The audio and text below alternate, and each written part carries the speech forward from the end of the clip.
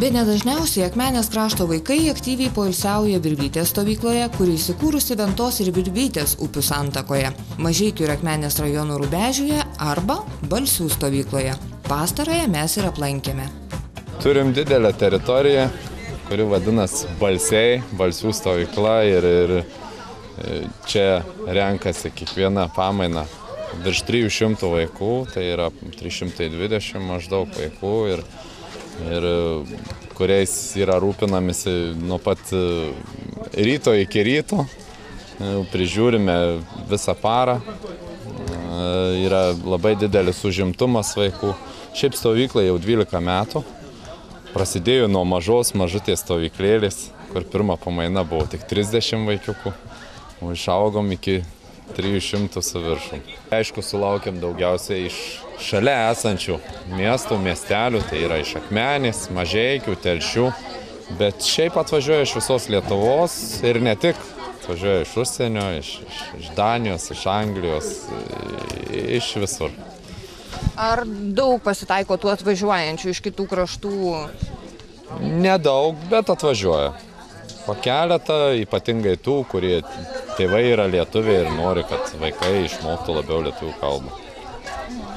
Jūs sulaukėt jų kasmet?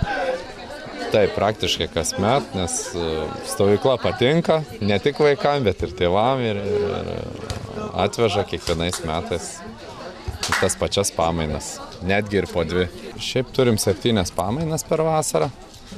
Pirmoji pamaina būna dažniausiai mažiukams, nes prasideda dar birželio pradžioj ir atvyksta tik tai tie patys mažiausiai, kurie baigia mokslus. O po to vis stovyklos gyventojai didėja amžiumi. Esu Titas, man 11 metų ir aš esu iš Šiaulių. Titai, ar tu pirmą kartą esi šioje stovykloje? 3 kartą ir vis nenusibosta. Tai ką tu čia veiki, papasakok? Na, čia iš tikrųjų yra labai daug veiklos, tinklinis, maudynės, pirtis. Galiausiai netgi tokie retesni Lietuvoje žaidimai kaip beisbolas, frisbis. Ir vienu žodžiu, šičia tikrai yra ką veikti šitas dienų dienas. Šiais metais mes su komanda renginyje Kliučių ruožas laimėjom 2 vietą. Vaikams turbūt šioje stovykloje yra suteiktos pačios geriausios sąlygos atskleisti ne tik save, bet ir išbandyti naują sportą. Kadangi tai yra sporto stovykla Balsiai, čia pagrindė yra orientuojamas į sportą. Tai pradedant nuo stalo žaidimų kaip biliardas, tenisas, nausas ir baigiant beisbolu, frisbiu ir visom kitom naujovėm. Būrelių apskritai mūsų stovykla yra virš 40, yra didžiulis grafikas, visi vadovai nustatytų laikų turi būti savo darbo vietose, todėl vaikai gali visada rasti vadovus ir užsiimti tom veiklom. Galiausiai 9 dieną turim olimpinę dieną, kada visi išmėgina savo jėgas visose būreliuose. Na ir be viso šito turim renginius. Kiekvieną dieną 6 valandą vyksta renginiai ir ten nuo talentų pasirodymų iki vėlgi sportinių rungčių, kaip Kliučių ruožas ir visa kita. Šiaip vaikams iš tiesų yra didžiulis užimtumas ir dėl to turbūt vaikai grįžta jau ne 1 metus, o 12 metus, nes su jais tikrai yra be galo užsiimama. Na, tvarka galbūt pas mus tokia, nenorint nieko sakyti apie kitas stovyklas, bet tiesiog iš tiesų vaikams dėmesys yra skiriamas didžiausias.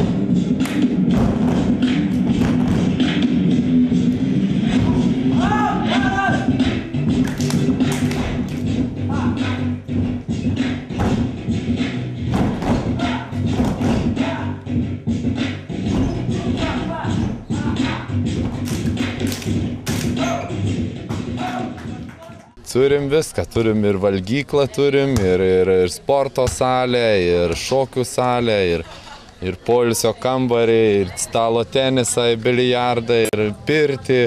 Nu, aišku, namelių vos ne 30, ir yra didesnių, mažesnių.